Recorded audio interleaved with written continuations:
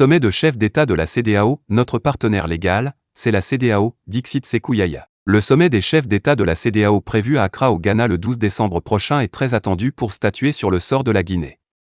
D'importantes décisions des dirigeants ouest-africains seront prises à l'issue de ce sommet.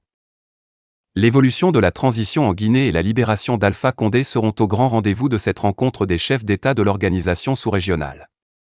Pour le secrétaire exécutif de l'Union des forces républicaines, UFR, les actes qui doivent être posés vont aller dans le sens de la transition et au niveau du CNRD permettant d'assouplir des sanctions que proposerait certainement la CEDEAO. Si vous savez la subjudialité qui existe entre la CEDEAO, l'Union africaine et les États-Unis, il est important de savoir que notre partenaire légal et qui nous aide le plus, c'est encore la CEDEAO.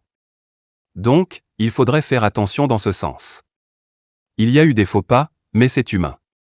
Au niveau du discours du ministre des Affaires étrangères, mais on peut toujours rectifier cela même au niveau de la correspondance adressée à la CEDEAO.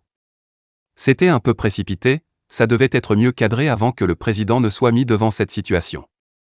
Donc, je veux dire que nous devons ensemble travailler pour sortir tous de cette situation. Mais il faut fermer les yeux et les oreilles, de ne pas écouter les autres partenaires locaux, lance Sékou Yahya Barry.